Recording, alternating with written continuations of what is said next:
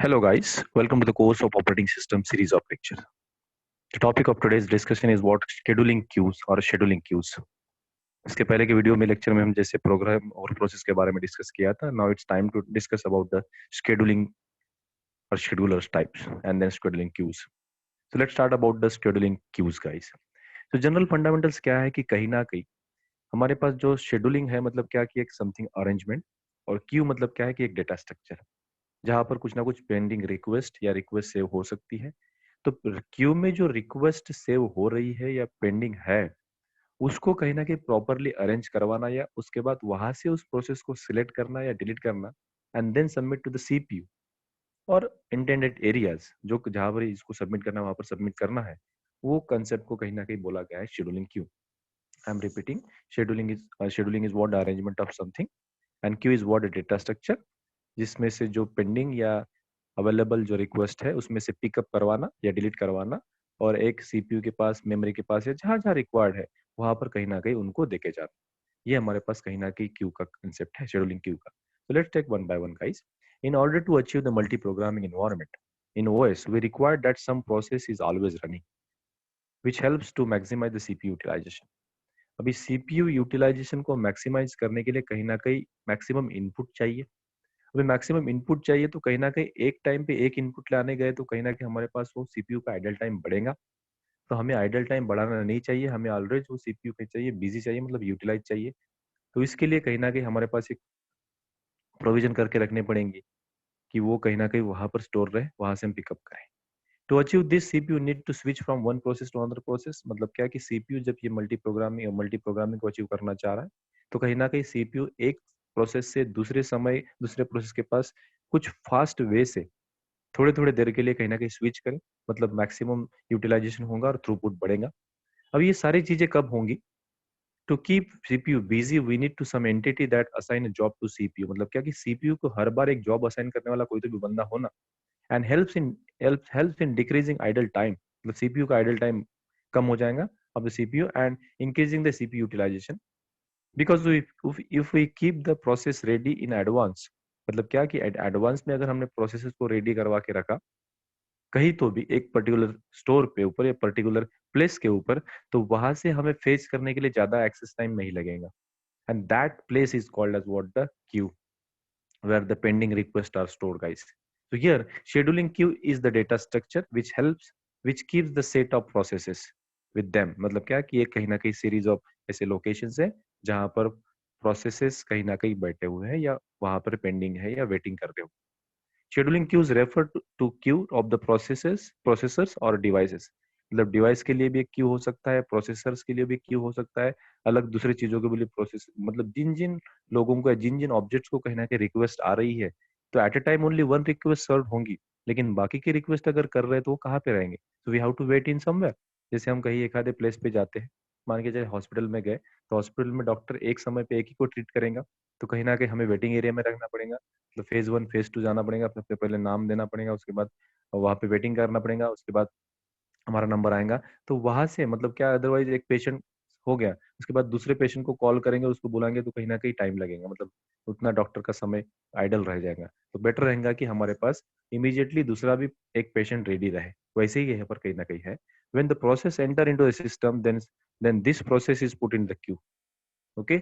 यहाँ पर सिस्टम में जब प्रोसेस आती है ये भी कहीं ना कहीं वो क्यू में पुट होती है. Operating system different type maintain the different types of queues which are as follows. कौन से job queue, ready queue and the IO device queue. यहाँ पर ये तीन टाइप्स के क्यू है गाइस. और यहाँ पे छोटी सी मैंने स्नैप वहां पर डाला हुआ है कि कहीं ना कहीं एक जो एक्सेप्टर है वो टेलर है वो कहीं ना कहीं जो आगे आगे वाले जो रिसेप्शनलिस्ट के सामने जो बैठे हुए लोग हैं वो कहीं ना कहीं वन बाय वन आएंगे और इनको कहीं ना कहीं रिक्वेस्ट हम उसको सर्व कर पाएंगे. तो ये हो गई हमारे डेफिनेशन शेड्यूलिंग क्यू की. आई होप गाइस की आपको समझी होंगी. और यहाँ पर अभी तीन टाइप्स के जो क्यू है हमें देखना है. सबसे पहला है जॉब क्यू. अभी जॉब क्यू क्या बोलता है? Initially when the process enter into the system then they are always put into the queue and call that queue is called as what the job queue. मतलब सबसे पहले system में जो process आती है और वो जिस क्यू में बैठते हैं उसको पर्टिकुलरली बोला है हमने job queue. It consist all the processes in the system. मतलब यहाँ पे जितने सारे सिस्टम में जो प्रोसेस आते हैं मतलब क्या कि एक आधे जगह हमें कहीं ना कहीं अप्लाई करना है. जितने फॉर्म्स आए हैं वो सारे के सारे कहाँ पे आ गए? अभी जॉब क्यू में आ गए. मतलब सभी को, यहाँ आपके ऊपर कोई सिलेक्शन नहीं हुआ, कोई स्क्रूटिनी नहीं हुई, सभी जितने सारे आते हैं उनको लगता है कि नाउ हमें एग्जीक्यूट करना है, तो कहीं ना कहीं वो हमारे सिस्टम में आ गए। यहाँ पर देखो जॉब क्यू है, मतलब क्या कि newly arrived process job queue में प्लेस रहेंगे। यहाँ पर जॉब क्यू का ये डेफिनेशन। दूसरे क्यू के बारे में जाते हैं, रेडी क्यू।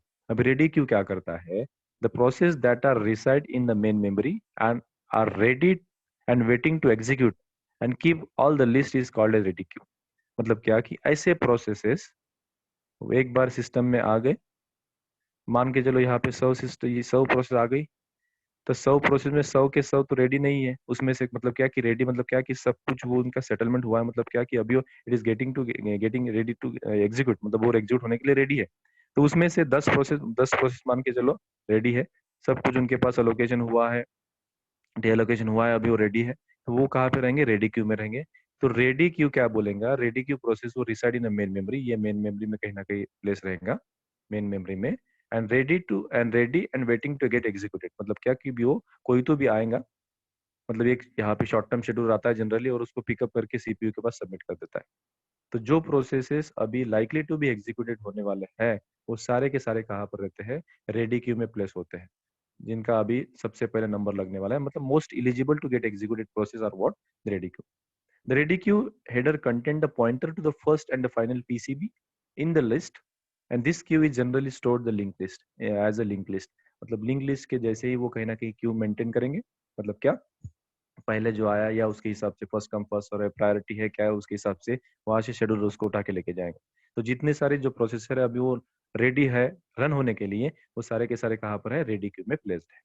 उसके बाद हमारे पास आता है डिवाइस क्यू। मतलब डिवाइस क्यू मतलब क्या, आपकी कोई भी आईओ डिवाइस, हार्ड डिस्क के लिए कैश हो गई, कोई दूसरे के लिए, कोई प्रिंटर के लिए कोई स्पूलर हो गया, ये सारी जो चीजें हमारे पास उनके लिए मेंटेन्ड है अपना उनका उनका क्यू।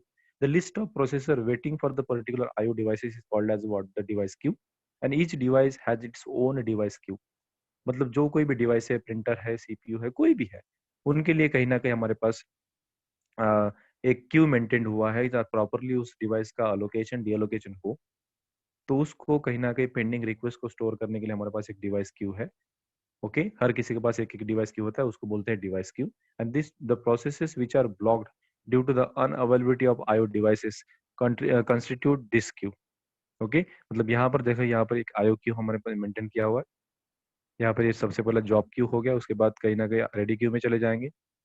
और अगर मान के चलो कि कोई प्रोसेस एक आदि आईओ के लिए, मतलब क्या कि आईओ के फाइल को रीड करना है, इनपुट चाहिए यूजर से, या उसको अगर हमें दूसरे रिसोर्स का यूज करना चाहिए, तो कहीं ना कहीं जो प्रोसेस पेंडिंग होती है वो उस आईओ को रिक्वेस्ट करना चाह रही है, वो कहीं ना कहीं आईओ के क्यू में या आईओ डिवाइस के क्यू में कहीं ना कहीं प्लेस रहेंगे, ताकि उस डिवाइस का use one after one other दूसरे दूसरे प्रोसेस कर सके और उसका यूटिलाइजेशन बढ़े।